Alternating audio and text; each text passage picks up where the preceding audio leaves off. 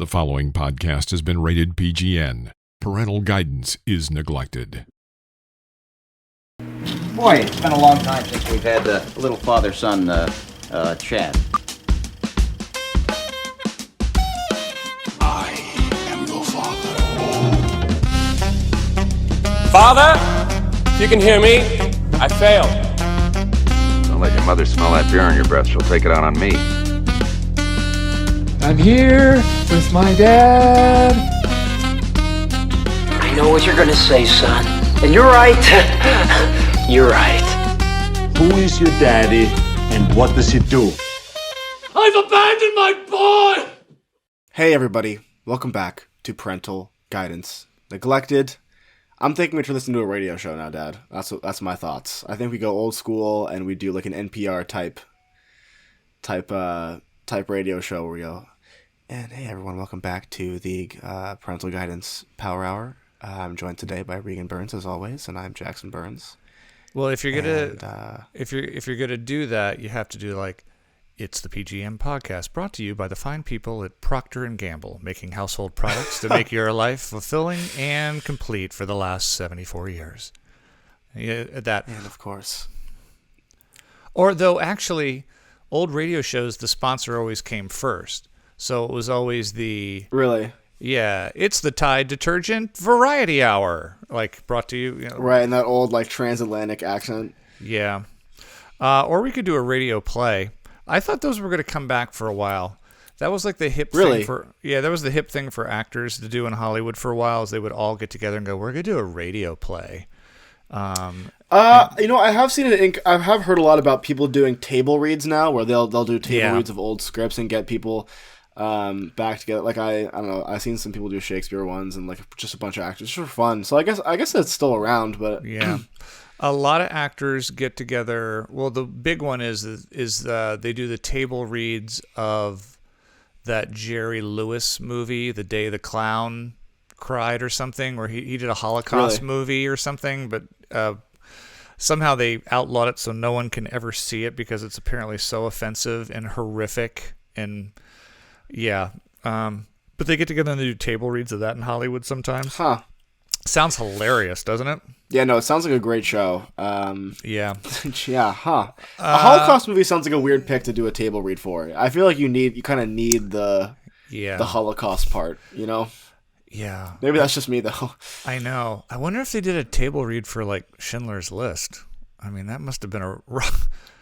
Yeah. Well, how would you even... First off, it wouldn't be the actors that would be tough. It would be the guy who's reading, like, just the descriptive the stuff. action lines. Yeah. He's like, but then how do you even get there as how do you as yeah, oh my god, what's his name, who plays Oscar Schindler and Liam Neeson. What am I forgetting?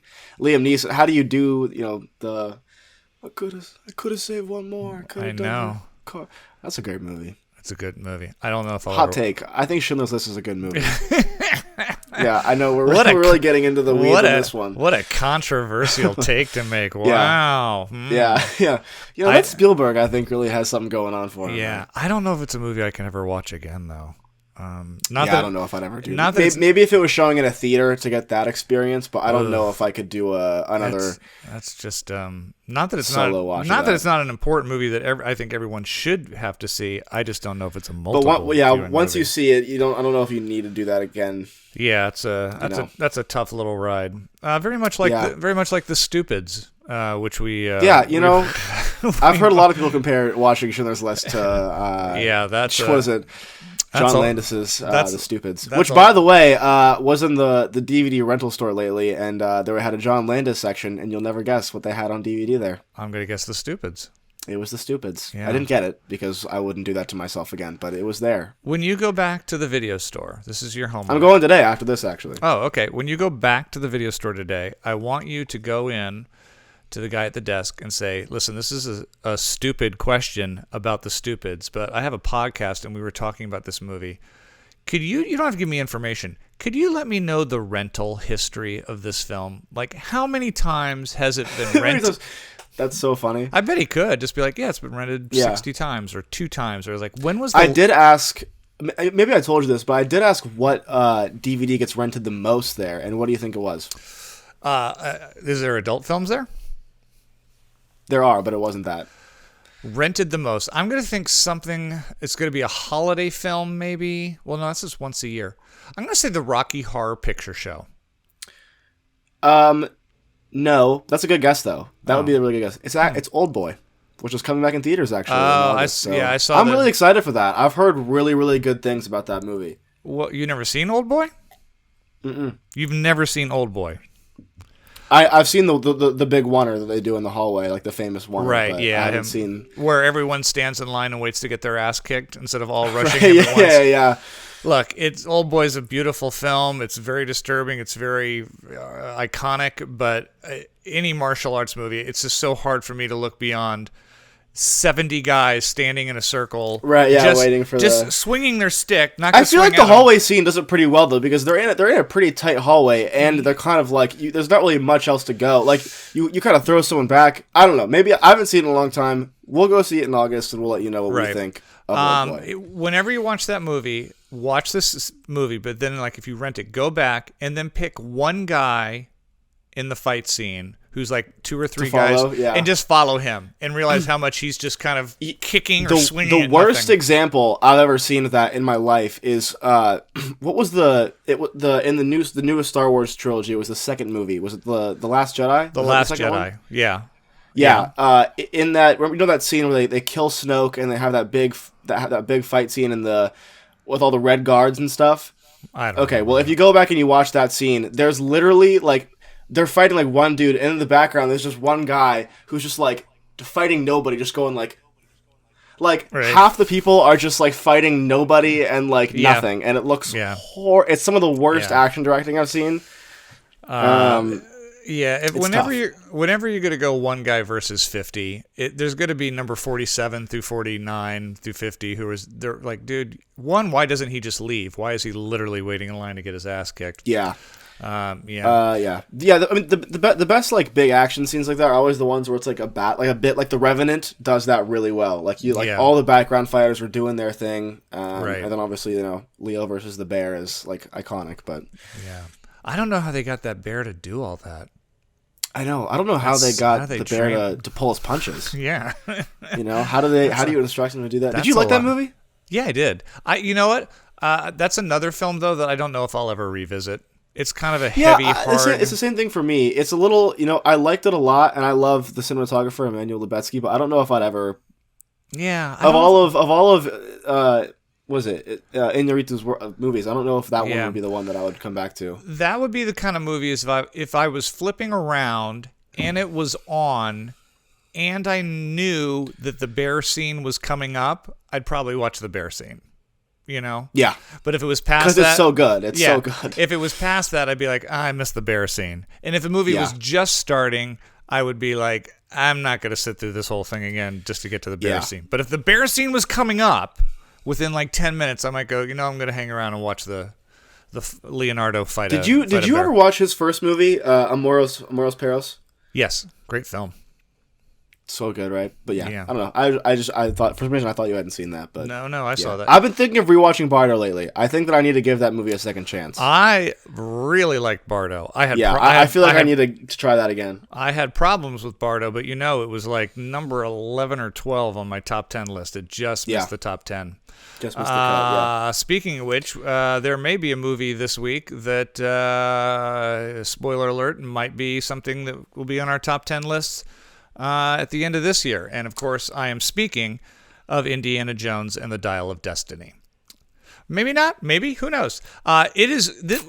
I can't believe we haven't even got into it because this might be our heaviest movie review. It's stacked. Yeah, we're stacked and we're killing serious time here.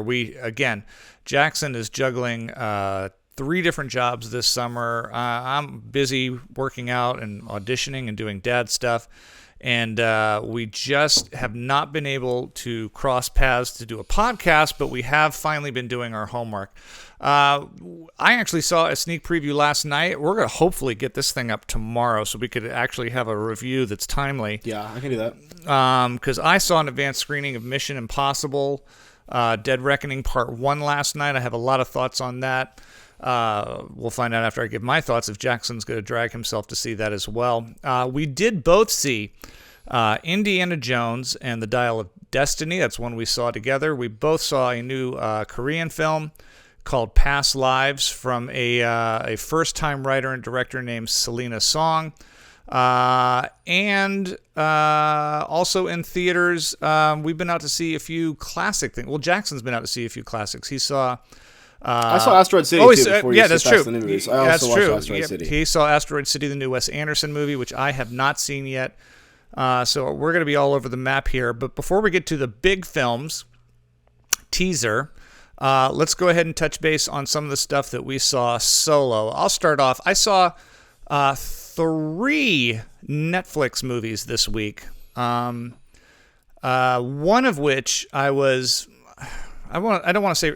Here's the thing. I would be reluctant to see a documentary on Wham, but your mother made me watch it. Wham, the band Wham? Wham, George Michael's pop band. The thing that I was most excited about the Wham documentary was the fact that it's directed by Chris Smith, who did maybe one of my favorite documentaries of all time, American Movie, which is... Yeah. I love it. We both love American Movie. American Movie is awesome. It's one of the best documentaries. I think it's one of the best films ever. Yeah, I think American Movie is just please, you know what? Go watch American Movie and come back to this podcast, guys. It's so good. Yeah, rest in peace, Mike. I was at least excited to see what Chris Smith is doing, since it's been a couple decades since he burst on the scene with that. He's done a few other documentaries since then. He did the one I enjoyed about the Fire Music Festival that went awry down in the islands. This was pretty. Wasn't that weird when they did 2 of them at the same time? They did. There was 2 Fire Festival documentaries. They did, and I saw both. And the one that Chris Smith did was good. The other one was very amateur. And I think one of them had the guy who helped put up that music festival he cooperated with, and the other one he didn't. So they had a little bit of a deeper look at the story. This is the telling of a pop group from England, George Michael and Andrew Ridgeley, who formed a group Wham when they were just 16 or 17 and hit superstardom by the time they were 20. This movie does not in any way follow George Michael's solo career after Wham dissolved in the early 80s. It's pretty much about their up-and-coming rise as pop idols, and eventually their longing to be accomplished and respected musicians. It's a lot of archive footage, a lot of pre-recorded interviews with both Andrew and George. If you're a big fan of the music of Wham, the songs have been in my head all day. I'm not going to say that's a good thing or a bad thing. As far as documentaries go, I don't know if it's because he had a lack of material to choose from. I personally would have liked to have seen more interviews with people who were around during that time and watching it and had thoughts on it. This is pretty much just the voiceovers of Andrew and George themselves, giving them their perspective. It's slightly above average. I'm giving it a C+, but it's on Netflix this week. Oh wow, yeah. I give so much more leeway to documentary filmmakers than I do for narrative. It's just documentaries are so difficult to make interesting, and it's just like there's so many moving parts to it where it's like this. You have to do picking the subject and then find is this story. You can spend years on a documentary and be like, this has gone nowhere, and I'm $1 million in the hole. I still think though, like as far as band archival footage documentaries go, it's going to be really hard to beat Moon Age Daydream from last year. Moon Age Daydream, the David Bowie one from last year, is a film that really just had archive footage. The archive footage here is just not that exciting, watching these guys get screamed at by fans as they rush in and out of stadiums. But again, I'm not going to fault Chris Smith on this. I think he did the best with probably limited material. Another big Netflix movie that opened was the highly anticipated? I don't think so.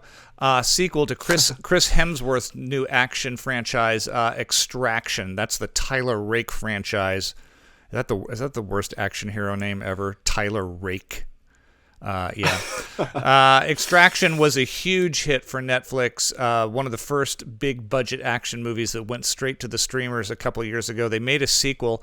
I never saw the first one. Yeah, the Russo brothers are behind this. I believe they directed the first one. This time, Jackson just rolled his eyes. Hey, Avengers. But they just wrote and produced this one. Sam Hargrave, who is a former stunt coordinator turned director. Doesn't seem like all the stunt guys are suddenly becoming directors. He directed this one. It's basically Chris Hemsworth barely survived the first one. He rehabilitates, and now he has to extract a woman and her son from a prison where they're being held because her husband is a Russian prisoner there. And are they trying to do a John Wick kind of thing where it's like you mess with the wrong guy kind of thing? It's a little bit. It's a lot of one man against 70 guys rushing at him. There's a lot of close up gunfight. It's done very well. The action sequences are. I mean, the Russo brothers know what they're doing when it comes to that. Does it feel a little John Wick light? Yeah. Without, I would say, the cool characters added in. Right, without the important bits like character development. Exactly. So, but if you want mindless action, again, I always give movies on Netflix or Prime or Hulu a little bit of a pass because I'm not spending the money and the time to drive to a theater. If you want, that's true. I mean, hey, Killers of Flower Moon, Apple TV. We're starting to get big hitters on those. Yeah, streamers. I mean, this is a second streamer. Killers of Flower Moon. Well, they're all trying to get it on the Oscar thing. I don't know. I think they're still doing it, but I think films to be Oscar worthy, they have to play at least a week in. They need to play it. Yeah, the they need to have a theatrical release. Which I don't think is going to last much longer. I think some of these streamers are going to be like, why are we bothering? Everyone's going to watch them on Apple TV. I saw the new trailer for it last night, by the way, Killers of the Flower Moon. I did too. I'm in. I mean, it looks like typical Scorsese. It looks like every shot. I'm like, that's a Scorsese film. I mean, not just the fact that it looks really good though. Because I will say I very touch and go with Scorsese. I was not a fan of The Irishman. But nope. This looks like a story I can really. I just don't want to see him do the gangster thing again. But this looks like it could be really, really interesting. It looks a little Gangs of New York, a little bit. I haven't seen Gangs of New York, so yeah, I'm fine with that. I'd be curious to know if you'd like that. The other and final Netflix movie before I hand it over to Jackson, a lot of people are watching this one as well. It's called Run, Rabbit, Run. It's a new wannabe horror thriller directed by Dana Reed. She's a TV director, most notably for The Handmaid's Tale. This movie is getting some press basically because it's Sarah Snook, who is very, very hot off of Succession. She plays Shiv on that. Everyone else in here is Australian or British, except for Greta Scacchi, almost unrecognizable, who I haven't seen since The Player, I think, way back in the one of Jackson's who was she in The films. Player? The main woman, the hot girl. Oh. Yeah. Really? Wow, okay. Well, she plays a much older woman now. She's that was a long time ago. Yeah. It's a bit of a ghost. Yeah, of course. She was great in The Player, though. She's great in The Player. She was the go-to girl for a while, and then she kind of fell off the map. But she returns here. This is kind of a low-tier, Sixth Sense, creepy kid ghost story that's pretty predictable, and you know where it's going from the beginning, and it takes a long time to get there. Run, Rabbit, Run, I think, is pretty high rated on Netflix right now, but I don't think it's going to be a big, huge blockbuster for them, and I think word of mouth is bad. I'm giving it a D. I'm sorry. I love Sarah Snook. She's good in it. Yeah. There's just not much for her to do besides get creeped out by her kid. I will say I'm in the middle of season 3 of Succession right now. I will say one of the best cast TV shows maybe ever. Everyone plays their part perfect. I am very worried for the future of everyone's career in this in that TV show because they played each of those parts so well. I think it's going to be really, really hard to find them more roles that aren't just that. With the exception of maybe Kieran Culkin because he's been working for a while now. Well, Brian Cox, I'm not worried about. He's been around for ages. And of course, yeah. He's doing McDonald's commercials, and he's fine. Kendall, my apologies. Who plays Kendall again? What's his name? Oh my God, I literally know this. This is look so it up. Stupid. Look it up. I feel so stupid He had one movie out last year. It's the first thing I've seen him in since Jeremy Strong. He was in a movie called Armageddon Time that tried to get Oscar buzz. He was in Armageddon Time? Yeah, he was the dad in that, and that we didn't go see that. They was tried hard to get Oscar buzz. That was the Jewish... He was also in Lincoln, randomly enough. Oh, he had a small role in Lincoln. Was he John Wilkes Booth? I don't think so. I think he was barely in it, but he was there. Was he Mary Todd Lincoln? Did he play? He's such a good character actor. I could see him playing. He was Mary Todd Lincoln. Yeah. I had a feeling he was Mary Todd Lincoln. Yeah. No, really weird sex scene in that. By the way, between I'll be curious to see. I'm so jealous that you're watching Succession for the first time. Of course, me and probably every single listener out there has already seen the finale and can't wait for you to. So yeah, I'm very excited to get I'll tell you what. After you after you finish, then we'll come back in and discuss the finale of Succession 6 months after everyone else already has. You're on right. the Very podcast. relevant and timely. We'll be very relevant and timely with that. Of course. Before we get to our big movies of the week, Jackson, you've rented some pretentious art house films, and I think you even went out and saw at least one pretentious art house film. Yeah, I mean, do you want to talk about Asteroid City too, or do you want to say? We'll get to it's tea. Everyone Okay, wants cool. to hear the big movies. We're going to force them to hear your review of Topsy Turvy from 27 years ago. It's Jackson's pretentious art corner. Absolutely. Let me find my notes real quick. Okay, so yeah, This segment is brought to you by Procter I went & Gamble. light. I went light this week. I had a long week. I only saw 2 movies for my pretentious art house corner. And one of them isn't really a pretentious art house film anyways. Topsy Turvy. Guys, we got another Mike Lee movie here. It says 1999. Kind of departure from everything he had done before this. It's a biopicture about the first British production of Princess Ida between 2 playwrights. And if that sounds uninteresting to you, then it does to me too. Very unfortunately, not my thing. This is getting great reviews, and I don't really understand. This is not the Mike Lee movie that I signed up to watch. I love his lower budget, working class slow burns. Mm-hmm. This also had a couple elements of that, like the slow burny stuff with a lot of commentary on higher British life, but I was so detached from the subject matter. I really didn't care about the play. It's partially a musical at times, and it wasn't hitting for me.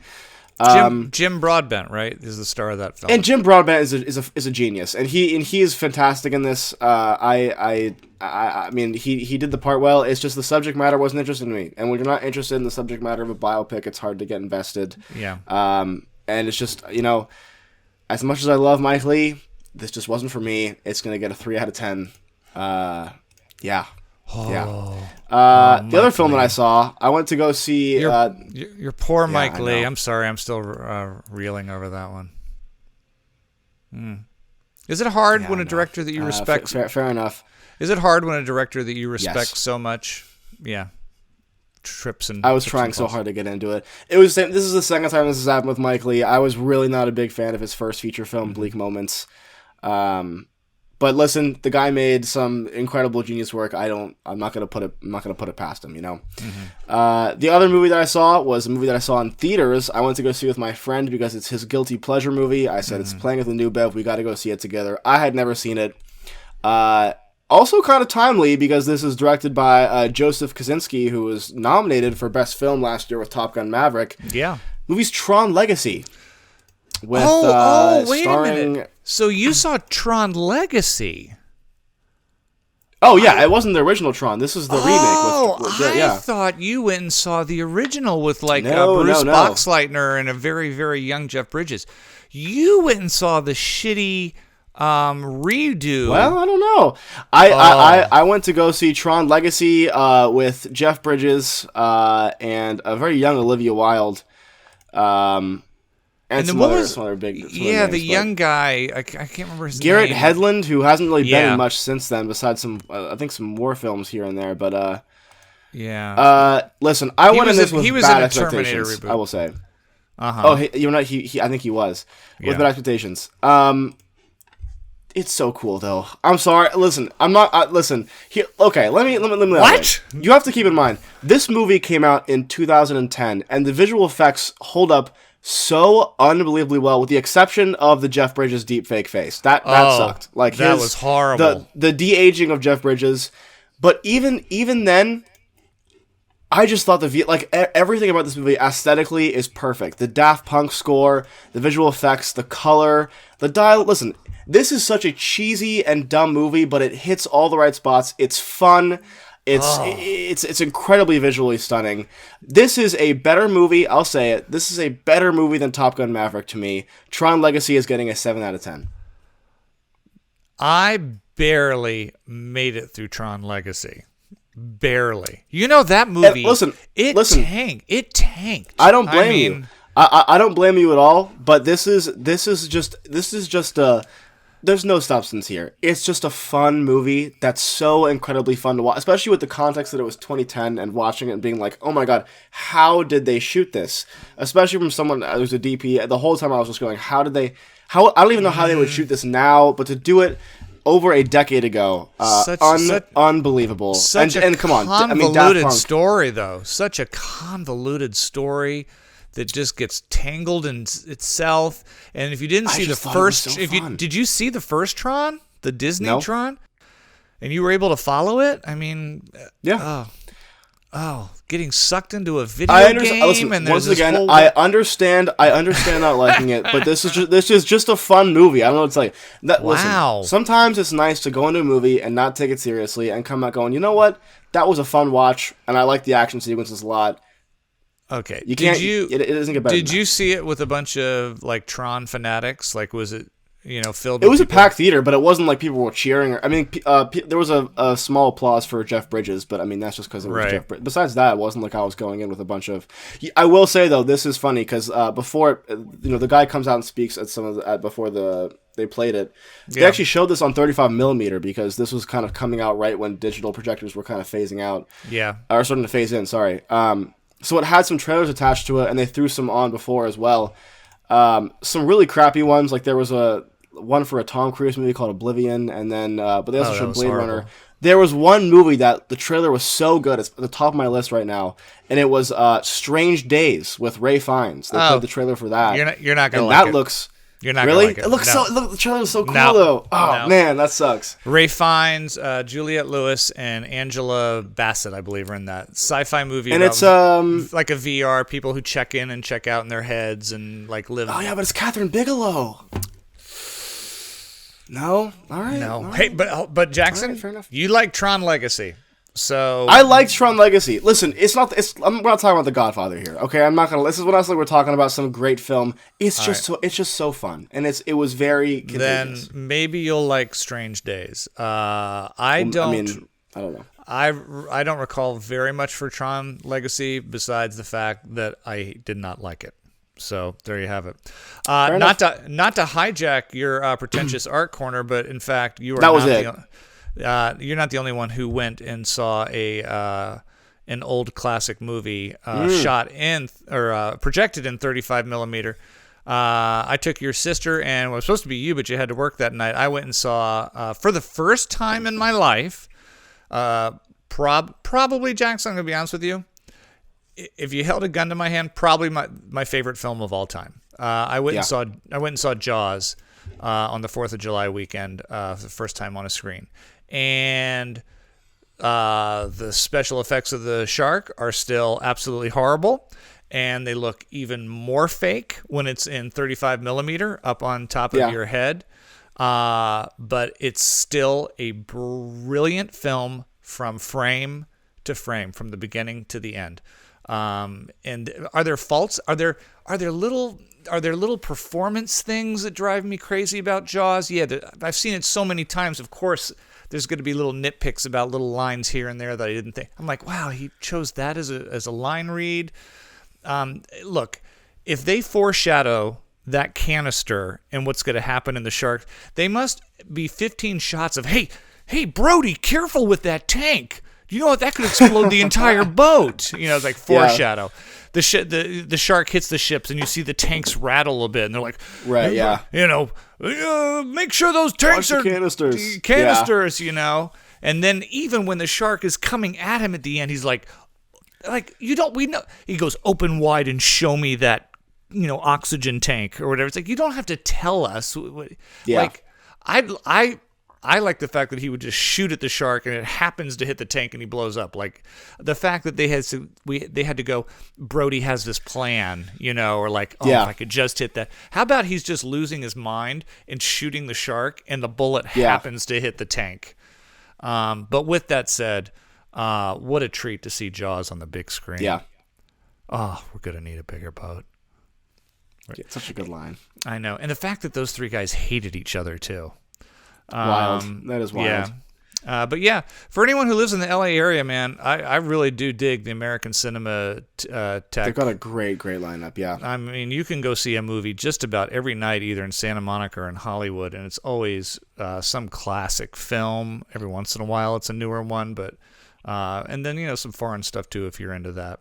They got a lot of really good foreign stuff. Yeah, they got a lot of really cool stuff. Go ahead. Here's what I will say about Jaws. No, this isn't bad. As cheesy as the practical effects might be for the time, the practical effects in that movie will forever and always be scarier than any kind of CG recreation bullshit they're trying to pull these days. Yeah. Always. Yeah. It will always. There will never be a moment where I see a CG shark and go, "Oh my god, they're gonna get eaten." Yeah. But with the practicals, it's there. It's part of it, and it heightens it so much for me, at least as a viewer. Yeah.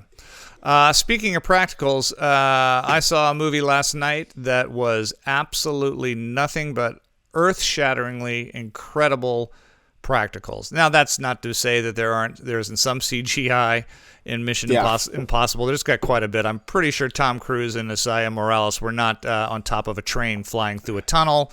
But yes, they were on the train though at some point. No, they were on top of the train. So much of this stuff is done practically. And the stuff that's added CGI, it's hard to tell. It's the new movie Mission Impossible: Dead Reckoning Part 1. It opens this week. I saw an advanced screening last night. Okay. You were excited for this movie. I'm very excited. And I will tell you this. I think this is going to be a massive hit. This is a crowd-pleasing movie. Most of the Mission Impossibles are. It's a long running time. It's like almost 3 hours, but it did not drag for me. It has some incredible action sequences. It has a couple that I think are a bit of a miss. There's one in the desert that it starts out with. About the first 15 minutes of this film, I was like, ooh, this is not grabbing me. The chase scene in Rome is fantastic. The stuff on the train, unbelievable. There's some really neat sword fighting that comes in and some alleyway stuff that they do well with. I enjoyed Mission Impossible Dead Reckoning Part 1 a lot.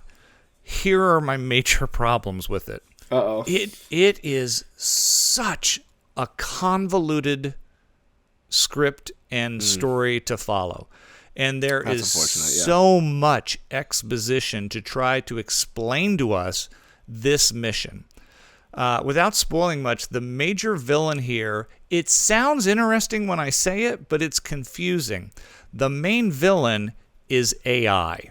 There is an AI system called, It actually doesn't sound cool when you say it out loud. Well, you're like, okay, the new villain is not someone you can fight. He can't, Isaiah Morales is the side villain who's going to be back, but the main villain is this AI who seems to know everything that everyone's going to... It's played out a trillion scenarios and has prepared for anything that Ethan Hunt might do. So imagine if Ethan Hunt has to decide, do I jump from this building? Do I jump to that building? Do I do this? Do that? AI is prepared for every possible scenario. So in a way, I was kind of like, that's an interesting concept, but it's really confusing. Here's the second thing, and I won't dwell on Mission Impossible, but the second thing is that the majority of the movie is all about retrieving this key. There's two pieces, and when they go together, they become a key. And no one's really sure, and it's not even clear to us, as to what this key opens, but it has something to do with the fail-safe in the AI. And every country in the world wants it. Every bad guy wants it to control the AI to do what it's bidding. There must have been 20 scenes, and I'm not kidding you, where somebody has the key in their pocket, somebody bumps into them, pickpockets the key, and then suddenly they don't... So that by the 12th time, I'm like, would these sons of bitches stop putting the key in their pocket? Do you know how many scenes there are, if you're watching, they're like this, where they're... What? Where's it? I just had the key. Just hold it, or just put it in a bag, or just something. Oh boy! Don't let everyone puts it in their pocket, and he pickpockets, and then they pickpocket, and they plant it in someone else's pocket who doesn't know they have it, and they have to go find that person because now it's in their pocket, but then someone else got the key, and is that the real key or is it the wrong key or the key? This movie is all about this freaking key, and I'm like, in this world where everything is so complex, and they have this high tech stuff, and they can do everything. It's all about this dumb little key. And I'm like, why doesn't someone go to a locksmith and just make a copy of the damn key? It's just a key. Yeah, what's up? And it was a really hard time for me getting past the convoluted storyline and a little bit of that. Is everyone great in it? Yes. Is Tom Cruise amazing in all the physicality? He's riding this motorcycle around, like jumping over fences and off cliffs. And it's all done really, really well. It is part 1. It's wide open for part 2. It's really hard not to hear that music and get sucked into it, as soon as that, it's hard not to. Of course. But this is not the best entry in the franchise. It's certainly not the worst. Mission Impossible, for me, gets a B-. Ooh, you were bored. So, I could see you thinking about the sea. I could see it in your head. You were thinking about it. I cannot disregard the immense amount of technical, and it looks beautiful. Yeah. I mean, every scene shot with the lighting flares, and it looks absolutely amazing. Flashy, yeah. Yeah, and I think it's a crowd pleaser. I think I as a guy who was wanted more, I can't help but nitpick on some of that stuff, and go. But I'll be curious to see if you go, and if so, if you like it. Maybe you'll wait and see it one night on TV. I don't know. But I'll try to go see it when it's in theaters. I would love to. I'll try to get a grip going or something. All right. Well, I saw Mission Impossible on my own, which means Jackson had to see a movie on his own, playing in theaters before we start to argue about what we've seen together. Yeah. If I was excited about Mission Impossible, and Jackson was not. Jackson was much more excited about the new Wes Anderson movie, Asteroid City, than I was, because I have to be honest with you, I may be throwing in the towel on Wes Anderson if I see one more movie that looks exactly the same tone, same everything. So I'm very curious to hear my son's takes on Asteroid City. And I mean this with nothing but respect. You would have hated this movie. You would have hated this movie so much. And I think that it's not even just the aesthetic. I don't think you would have liked the ending. Here's what I'll say, though. I was really worried for Asteroid City because I was not the biggest fan of French Dispatch. I too was getting kind of sick of the whole, okay, we're doing symmetrical and there's a lot of pastel colors and things like that. This is probably his biggest cast to date. Too. Oh, absolutely! It was very stacked to the point where people were in it for like 2 seconds, and I was like, "You got that?" I mean, you know what's very funny, and I major props to Wes Anderson for this. But Edward Norton was in an interview, and he was like, "I have lost money on every single Wes Anderson movie I've ever worked on because I take he's like I take massive pay cuts." He's like, "Asteroid City, I got paid maybe $4,500 for, and it was the bare minimum rate." Because I just wanted to work with Wes, and I knew that he couldn't get me if I asked for my usual amount, and I said, you know what, I don't care, I want to be on his movie. And so he seems to have a very, very, very good personality and work ethic that actors love to work with. I mean, look at the cast in this movie. It's everybody who's everybody. We got Tom Hanks, Scarlett Johansson, Bryan Cranston. You have Margot Robbie. The main character whom I'm forgetting. Jason Statham. Statham. No, not Jason Statham. Schwartzman. Jason Statham comes in the middle of this movie riding a shark. Listen, this movie was slow to get into. Probably has the best third act of a Wes Anderson movie I've seen since Royal Tenenbaums. The ending of this movie I thought was so well done. What's it about? What's it about? Without giving it away, is there really an alien invasion or? Yeah, so it's about this single father who takes his son and his 3 triplet daughters to go to a stargazing event because his son is winning an award for being like an inventor. He won an award for being an inventor. So they're all having this big convention where him and I think 3 or 4 other kids are getting awards for their major inventions. And there's a whole cast of people that are there. All the parents are there. All these people who are there to see this event. And while the event is happening, an alien comes down and steals the asteroid the city's built upon and leaves. It's hilarious when it happens, and it's surprisingly a very funny movie. That also gets really emotional. I've seen a lot of people say this movie is style over substance, and I definitely think that Wes Anderson has been guilty of that before. I would not say that for this movie. I think it's done very, very well. I think his style complements the story in this instance. Is it my favorite of his? Absolutely not. Royal Tenenbaums will always hold a special place in my heart. It's going to be nearly impossible to beat that.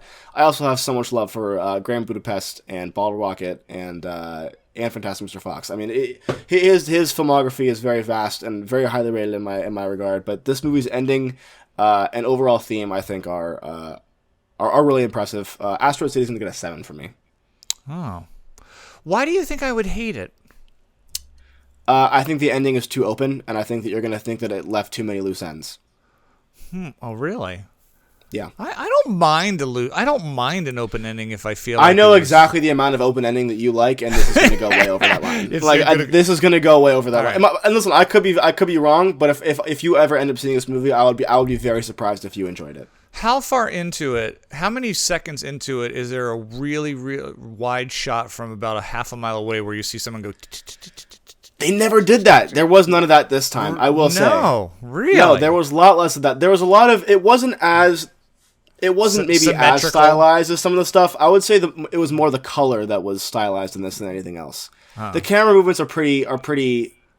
They're, it's Wes Anderson still, but they're overall tame for something like French Dispatch or... Grand Budapest. Okay, the other thing I'm curious... Well, two more questions and we'll move on. How is Tom Hanks in it? That's a weird fit for me, for him in a Wes Anderson movie. You would think so, but his part, he plays Jason Schwartzman's father-in-law after the wife is dead going into the movie. It's not a spoiler. The wife has passed away. And so he's kind of this disgruntled, kind of like more conservative, burly type. But he plays it really well. He was a good fit for this. Jason Schwartzman, an amazing performance in my opinion. Really?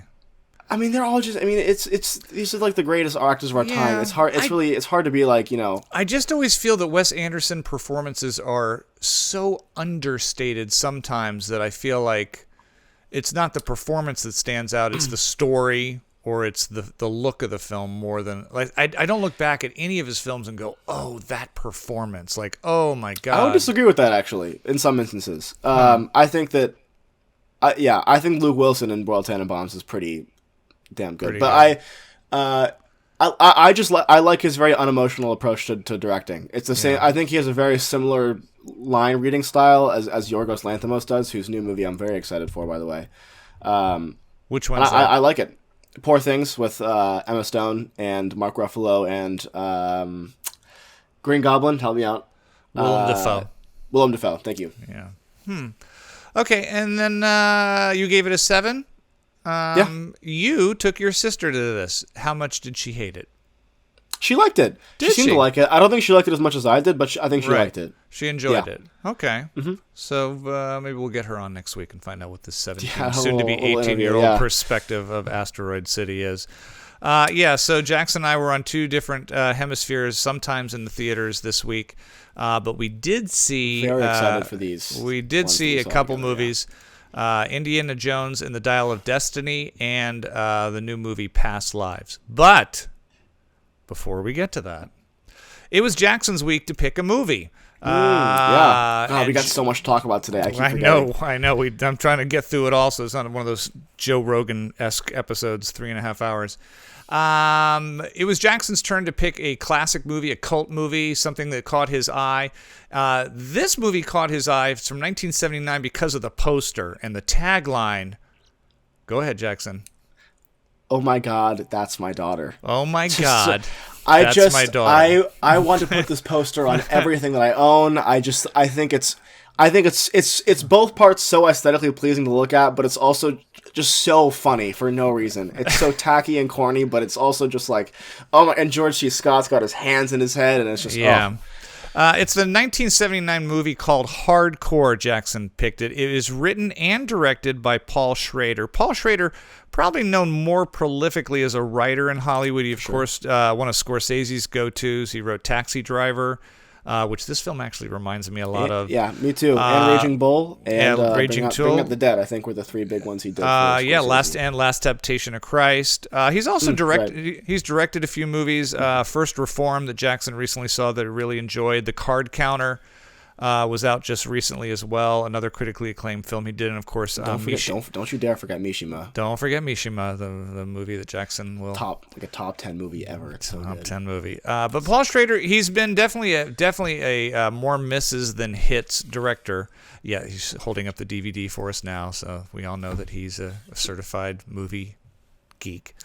The movie's from 1979. It stars George C. Scott as a religious man in a small Midwestern town, God-fearing, who we find is living with his teenage daughter, just him raising her. We're not sure at the beginning of the film exactly what happened to the mother. That's revealed later.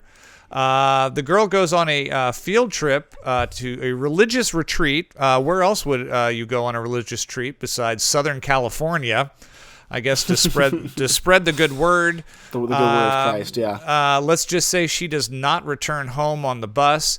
And soon, without giving too much away, it is revealed that she has, in the matter of a couple weeks, gone from a small Midwest good Catholic schoolgirl to a star of underground hardcore adult films. The movie goes back and forth between drama, thriller, and maybe even in some ways a chase film, as George C. Scott travels to California to somehow find his daughter who has gone missing within the filthy underground belly of Los Angeles, San Francisco, and San Diego. The three West Coast sins of all time. The movie also stars Peter Boyle, also from Taxi Driver, one of the better character actors from the 70s and 80s, as well as Dick Sargent from Bewitched, and Susan Hubley, who went on to marry Kurt Russell for a small period of time, and then split, and then retired from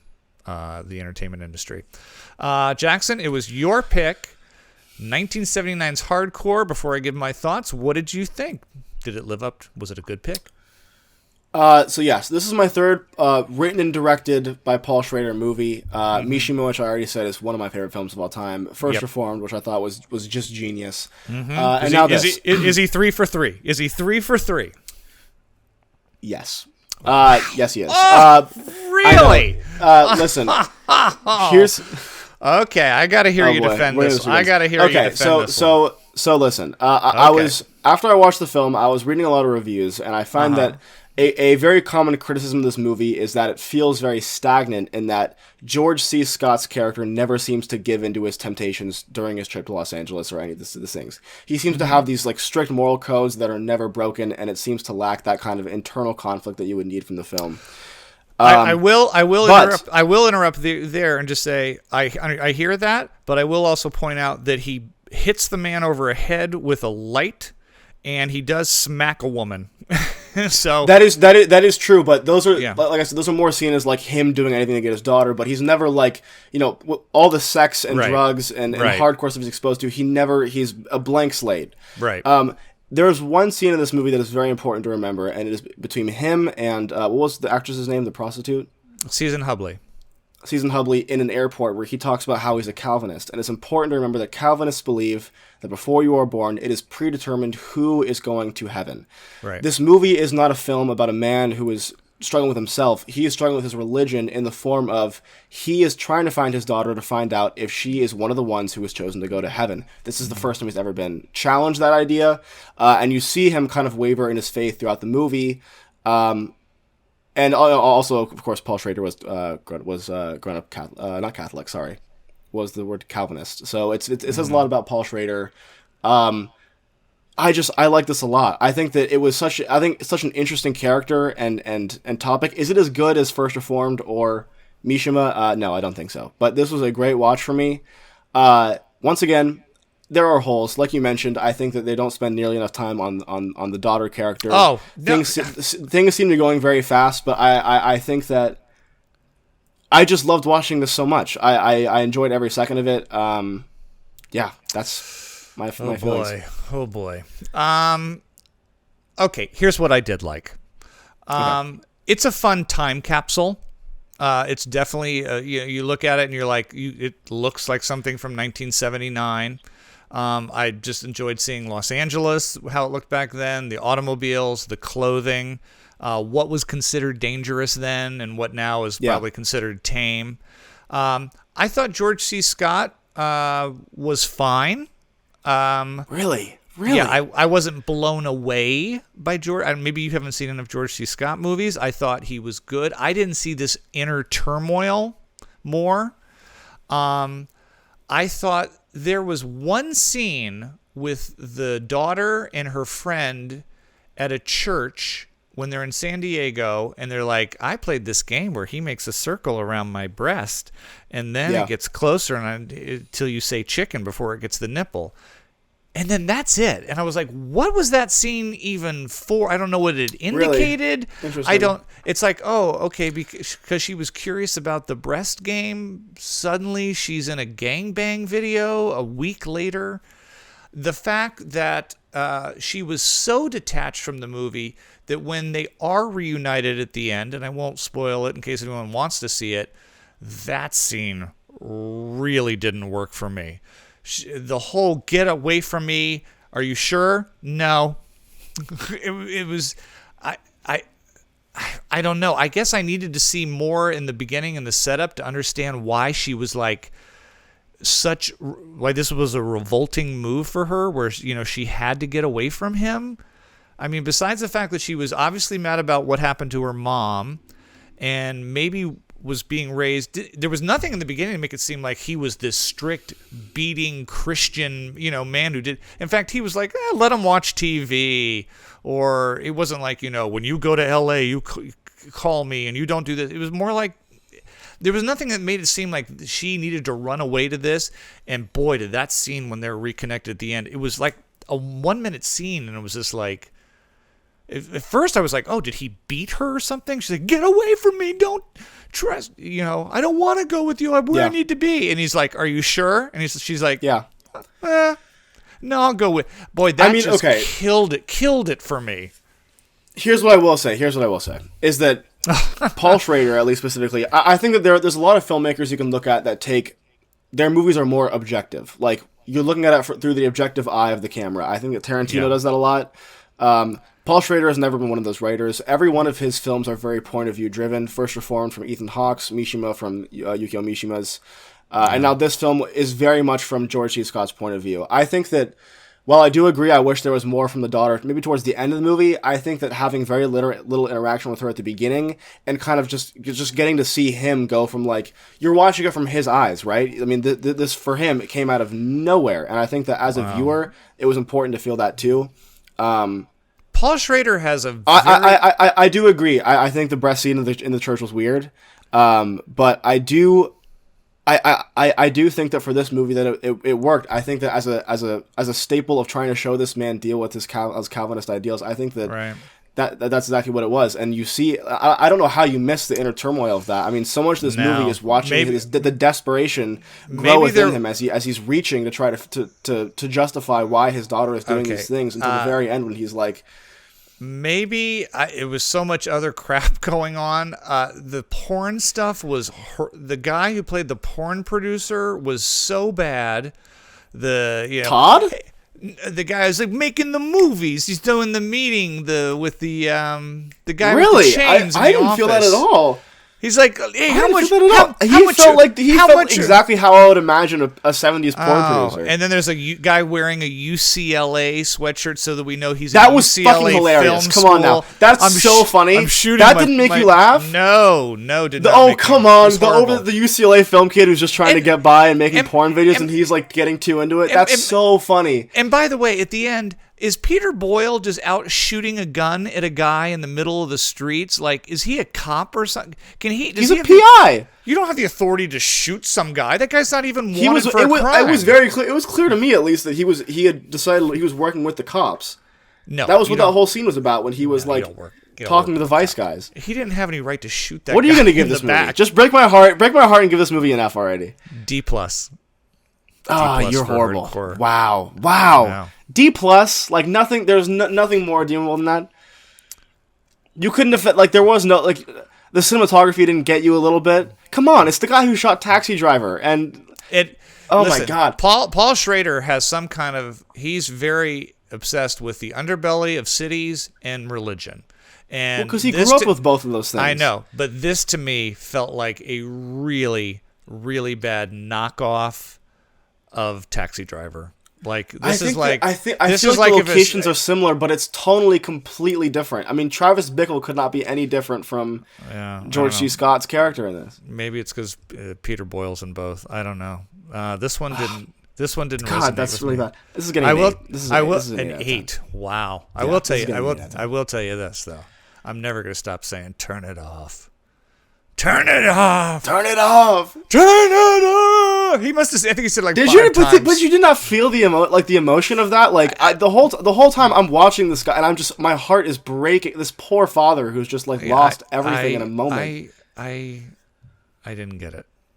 I didn't get it. I'm sorry. Wow. All right. Wow. We just don't listen. I'm not gonna pretend I don't understand, because I definitely have problems with this movie that I probably am overseeing just because there were so many scenes in this that I loved, and I get it. I get it. But I don't know. I'm just surprised you didn't have more empathy for the main character.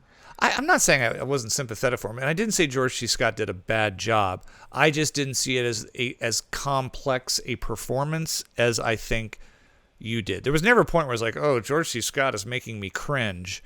I don't know. It's just suddenly he's in the hotel and he's got that stupid wig on and the mustache, and a guy comes in and he's like, I'm Jizzy Jim. And just the whole, it just felt silly to me. I couldn't, Wow.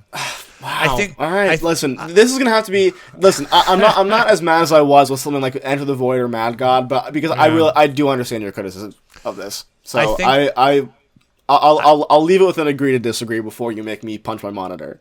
I think there is a reason that you don't hear about this film a lot. I'll put it at that. Listen. At the end of the day, this is far from his best film, but it's still damn No. First Reformed, a much better film than this. And there are you still hated First Reformed. I didn't hate it. I said I didn't care for it. I give it like a C minus. I hated the ending. Did you like Mishima? Did you watch Mishima? Mm-hmm. Yeah. Yeah, we talked did you about like it. I can't remember. I thought it was okay. There was acts of it I liked. I thought the bouncing back. Need to have a sit down and talk. This is embarrassing. This is like no. We had a whole debate about Mishima. I told you there was chapters I really liked. There was it 4 chapters? 5? I can't remember the 4 chapters. 4 chapters, and there was some that the dream stuff I was kind of, but I enjoyed all the stuff in the embassy and that kind of thing. So we're not going to rehash that, okay? I didn't. All right. Fair enough. But we just gotta hope that me and you agree on these next 2 movies, or we're gonna have some problems. He's back, and it's been tanking at the box office. You know what's crazy is that a movie tanks now if it doesn't make $500 billion.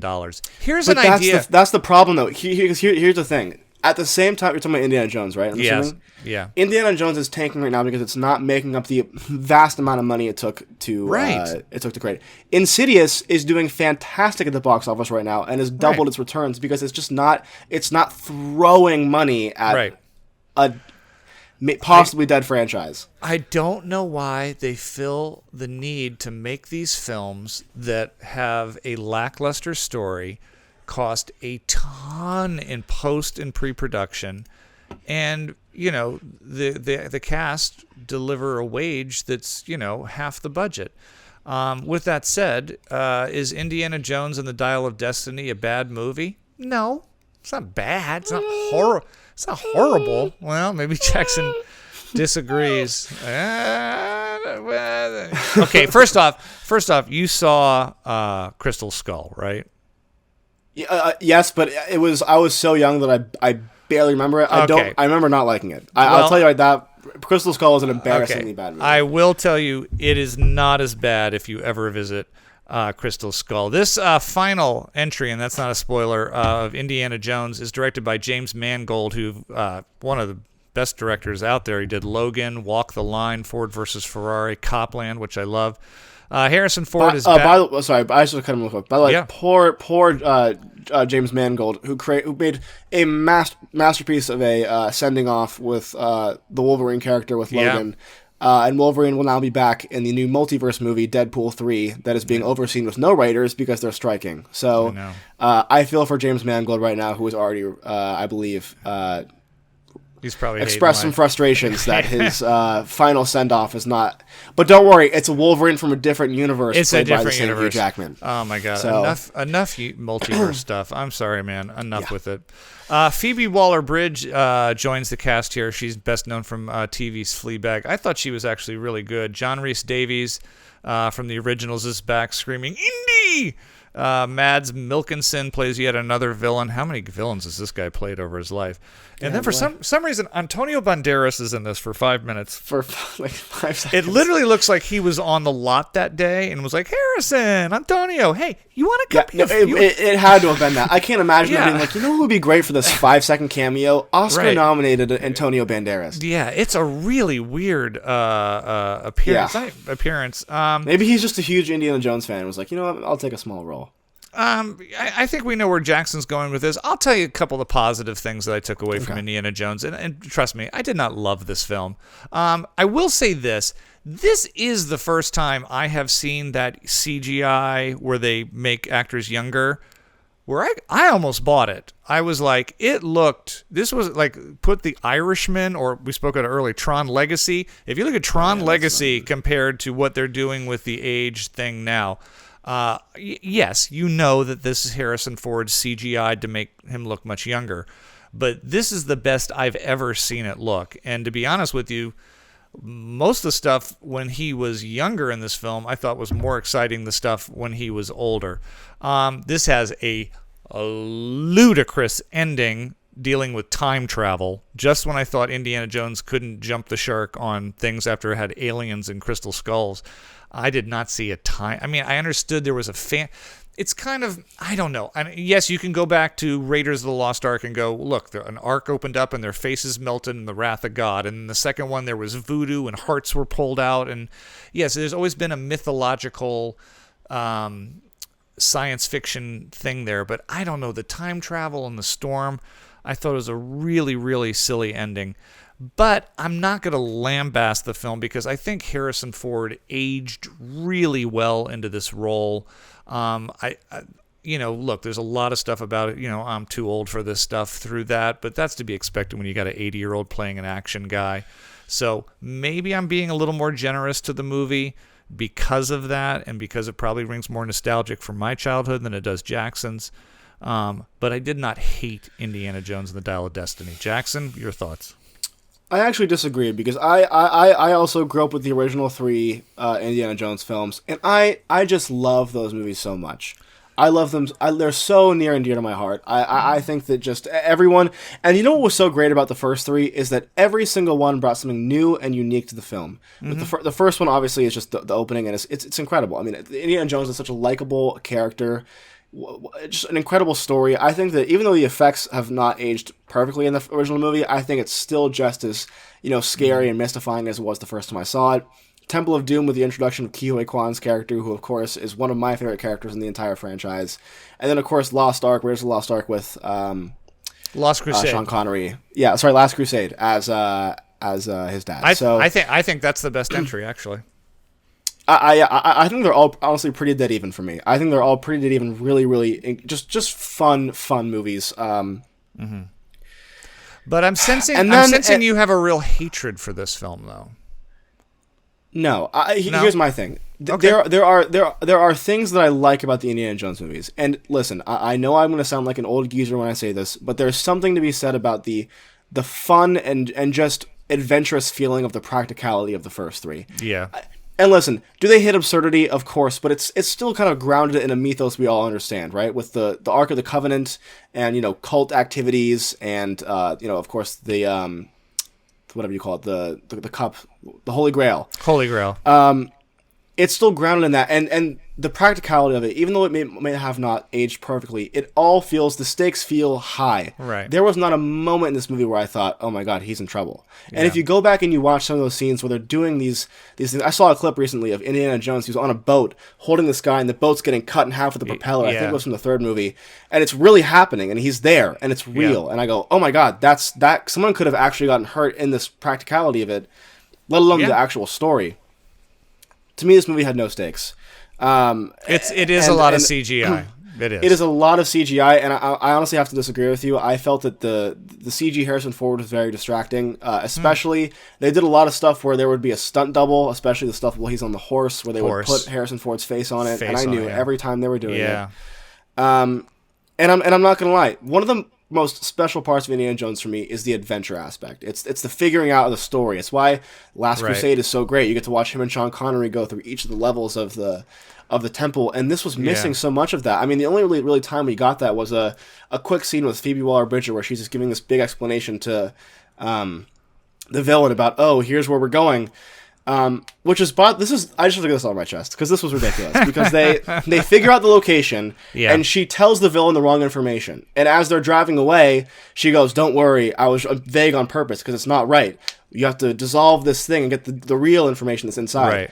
And so the villain just goes, "Wait a minute, they're going the other way. Let's just follow them." And it was like, what? Yeah. What is going on? And then the ending with the whole. They had a really good opportunity to end things. I think giving Indiana Jones a bit more respect. I kind of wish they had left him in the past. You wish they left him there. Yeah. I've heard a lot of people said like it would have been better for him to stay. I think that would have been a very valiant effort. I mean, he really is, especially with the whole kind of through line of like him kind of getting old and outgrowing the times of the 70s and stuff. I think that leaving him in the past would be such a great send off. And then of course.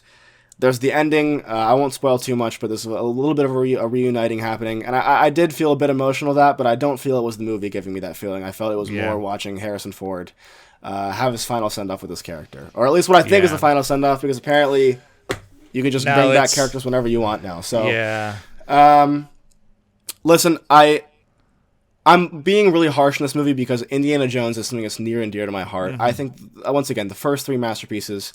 And this just felt so detached from the source material that I felt incredibly disappointed. It's going to get a 3 from me. Wow. I agree with pretty much everything you say. It's just, again, when I'm looking at it, I'm going to give it a C-. It's hard for me to go down to a level of a D or an F because that's when we start to get into things that like really bothered me or I feel are irredeemable or that just doesn't quite work for me. But I can't disagree with anything that you say, except maybe the CGI stuff. But yeah, you're right. I mean, you watch Raiders of the Lost Ark. It's like he's being dragged on the ground by a tank. It's really there, and you're like, wow, this is incredible to watch. I mean, it's like this recent Mission Impossible. You know, you watch that and you go, oh my god, they're on the fucking train. They're on the train that's moving, and they had a very similar scene in this, and it was like, all right, so they're on the train. The train in this scene holds nothing to it. So and also, this is my last thing that I'll say is that it makes me very nervous for some of the classic trilogy, like Back to the Future, for example. One of the greatest film trilogies of all time. Some may say it's the best. We got to stop doing this, guys. Because the first three Indiana Jones movies are perfect, and if they had been left alone and we could erase this one, we could erase the last one, I would do it a second, and it would be probably my favorite trilogy in movie history. Right.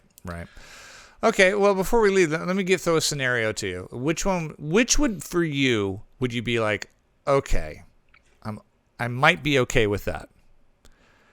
If they got Harrison Ford to do another Indiana Jones movie, if they had a spin-off with Phoebe Waller-Bridges, the woman, and now it's kind of her adventures as an archaeologist, because she was a very tough archaeologist as well, and they went like the further adventures in the world of, in the tradition of, or they rebooted the franchise with a new person playing Indiana Jones, like a Bond thing, like it's time. Which one would you be most open? Not that you want any of them, but which one would you be most open to?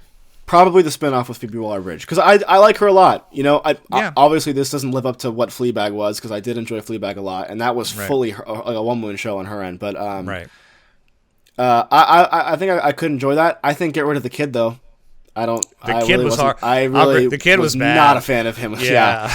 Listen, when you have to live up to the only other child that takes place in this entire universe is Ki Hoi Kwan, it's like you might as well just. I'm sorry, but you might as well just. The kid sucked. Yeah, it was tough.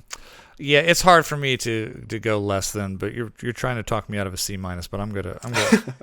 No, stand strong. I'm not trying to talk you out of it. I'm just I'm gonna stick with it because I wouldn't. I hear them. Again, Mission Impossible, Indiana Jones, dun dun dun dun. You hear the music and you just somehow you get sucked into it, even though it might not be the greatest thing in the world. Our last movie to discuss before we talk about what's coming next week is a small film that you may or may not have heard of. It's still in a few theaters. If not, it's going to be on demand pretty soon.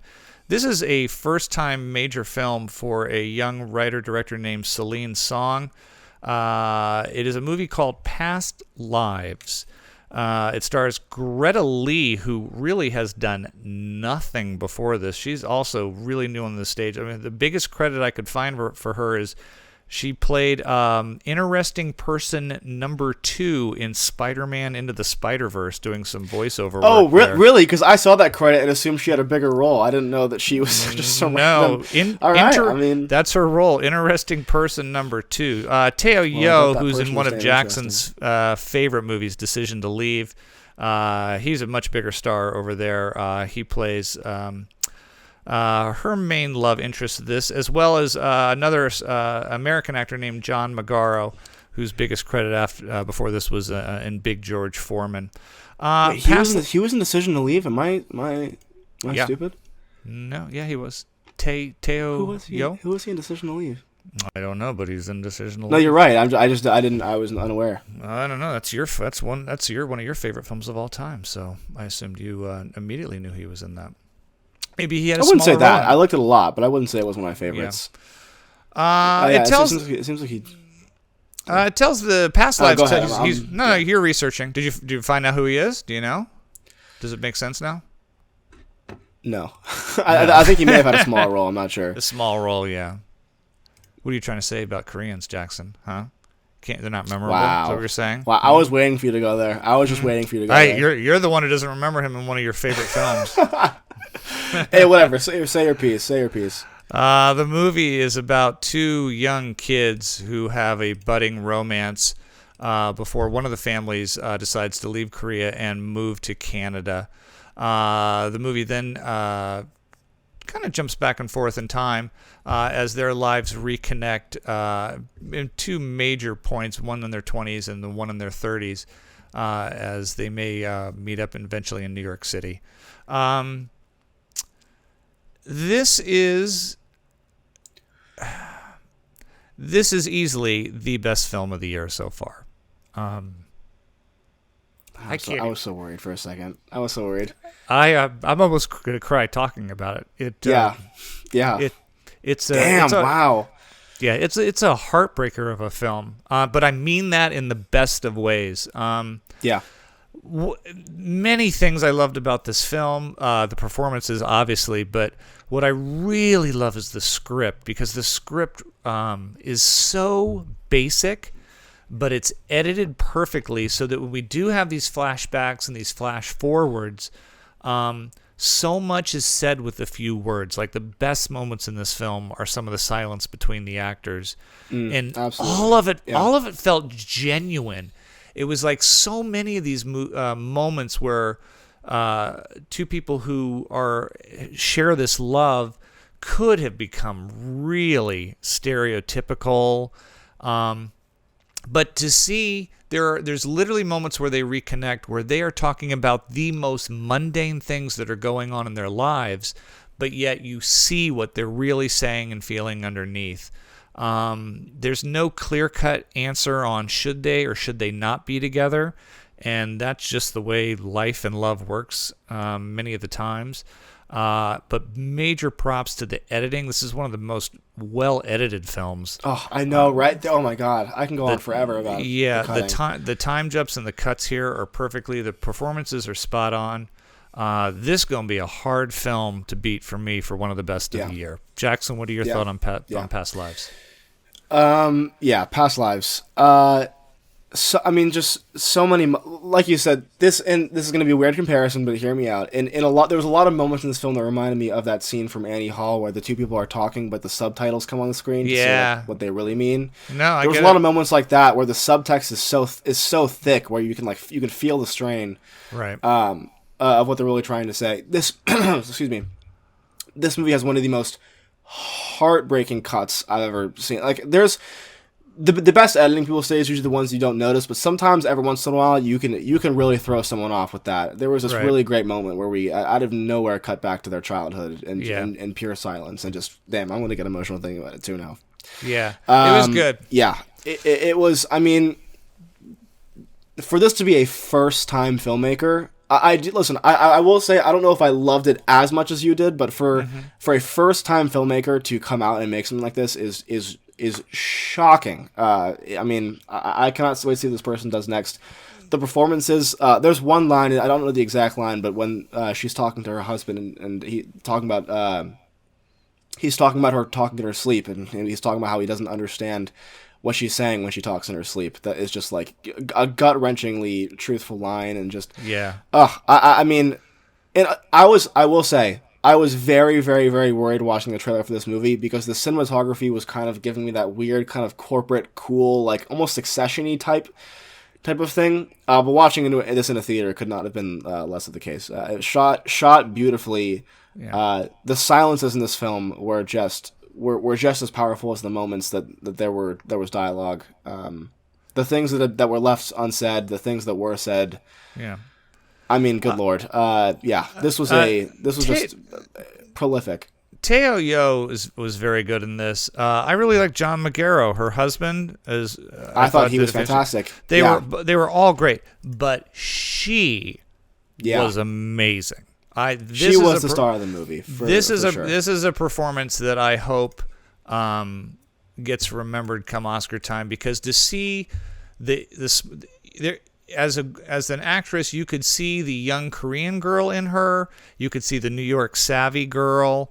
She could effortlessly make that jump from where I see the love that she had for this man back then, and even in the 20s when they were the whole thing on the computer was fantastic, and it felt so genuine. Yeah. And then you see so well done. And there was what she's become. So such a good. I hope it gets remembered. Yeah, I do too. Another reason I was worried for this movie is that and this is just a personal thing, but for some reason, every time there is like a character in a film or a TV show that is like, that does like infidelity or starts cheating, I'm kind of immediately detached. It probably says something to my dislike of the Shiver White character. Right. And I was very, very worried that they were going to handle this in a way where I was not going to be a fan of her character. Right. But I mean, I couldn't. It's just life, man. I don't even know what to say. It was just a very full of real life movie, and something like that only comes around every once in a blue moon. So. One of the best moments is there is a scene where they reconnect, and the two of them. They're in the park and they're walking, and they've just seen each other, and they literally talk for about 10 minutes. This scene about what happened to your mom and your family and how's your job, and it's all this small stuff. Nothing like I missed you or my heart has been breaking. They're just all talking, and the cut is her going back into the apartment to her husband, and she walks up to him and she goes, "You were right. He came here for me." Like, even though he never said it, she knew immediately he came because of me. Yeah, that is so. And I think that a lot of people might watch this movie and not connect with it, and I don't think that is something to be said about the movie, but more about what people are used to. So I'm not going to say I would recommend this for everybody. I think this is a very, very slow burn and dialogue heavy film for people who are into that kind of thing. But I mean, Yeah, I mean, just like I can't stop talking about the editing. Just so many cuts that were so particularly and well placed back to their childhood, and so many great moments that just damn. Yeah. And if you don't like it, you're heartless. Okay, so that's the PGN podcast. Parental Guidance is Neglected. 2 generations talking film. Man, we covered a lot. This coming week, you didn't give it a score. Oh, A. Yeah. I'm going to do 2 things. I'm going to give this an 8 out of 10, and I'm going to bring Hardcore down to a 7, because I do not think I could put those 2 films on the same level. So I'm going to give Past Lives an 8, and I'm going to move Hardcore down to a 7. Okay. Past Lives is a solid A. If it stands the time, it could be moved up to a plus, but for right now, it's a solid A. Yeah. After we watch, I might bump that up. We'll have to see. Yeah. We will hopefully be back next week on the PGN podcast. No big movies opening next weekend, but maybe Jackson will drag himself out to Mission Impossible, and we'll get his thoughts on it. Maybe he'll love it. Where's the key? Who has the key? I had the key in my pocket. Has the key? Where did the key? Who has the key? Also opening next week is 2 smaller movies. One is called Theater Camp that I'm actually kind of excited to see. A little small independent movie. It looks a little bit like Wet Hot American Summer, but I'm a sucker for kids cursing and putting on Broadway shows at summer camp.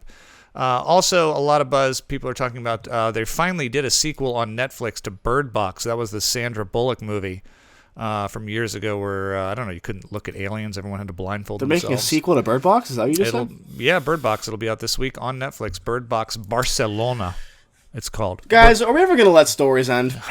No. Are we just getting rid of the end of story? Yeah. When's Past Lives 2 coming out? When they go to Greece and they do a big family reunion.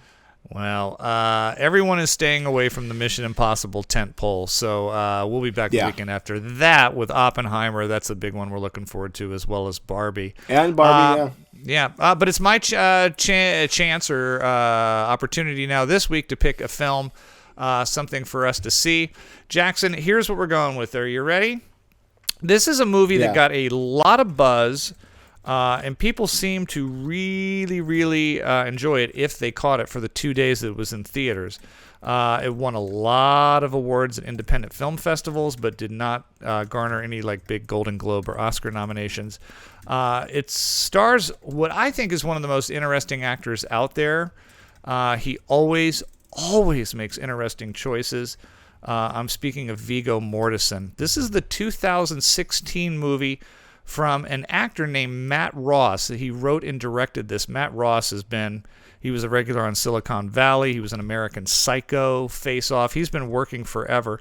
The name of this movie is Captain Fantastic. This is a family drama comedy that a lot of people have told me over the years is a film that I really should invest some time in. That was kind of under the radar. I'm ready for it. And I'm always excited to see, whether it's Lord of the Rings or Eastern Promises or A History of Violence, Viggo Mortensen gives 110% to everything. So, and I'm always very curious to see what first-time writer-directors do, especially when they are actors that shifted over. Sometimes that works, sometimes it doesn't. But Jackson, we're going to check out Captain Fantastic for next week. Maybe we'll watch it together. All right. We haven't watched a movie at home in a while. I have heard that is a really good father-son movie. So. Oh, well, there you have it. It'll be something for us to watch together. And then it'll be really awkward if it was touching and you loved it and I hated it. And it'll be like... yeah. So look at that. Father-son. Also a reminder, keep sending in movies that you want us to watch. I've already gotten some great suggestions this week on some good films, finally. Our list of bad ones is way too long. So we'll have that coming up as well. And trivia will be back as well very soon, but not yet. It's coming. That's a teaser.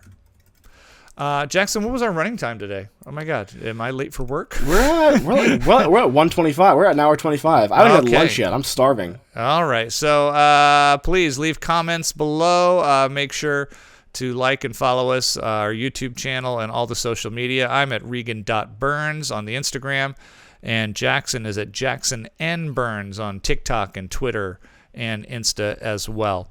And Jackson, I'm going to plug it because it's fantastic. Jackson just put up a new video on his YouTube channel. If you're not following his personal YouTube channel, he's got some amazing videos up there. A lot of them on the history of rap music and some musical influences of his. He's got a new one about the TikTok. I won't call it a fad. What would be the word? Not fad, but trend or trend. The trend called Core. Really, really well written, edited, and put together. Please check out my son's work on his channel as well. Anything else, buddy? No, keep on rocking in the free world. That's what I'm saying. That's what I got. Yeah. Neil Young. All right, let's go talk your mother into making us some lunch. All right, we'll see you guys next time. Love you, buddy. Love you too.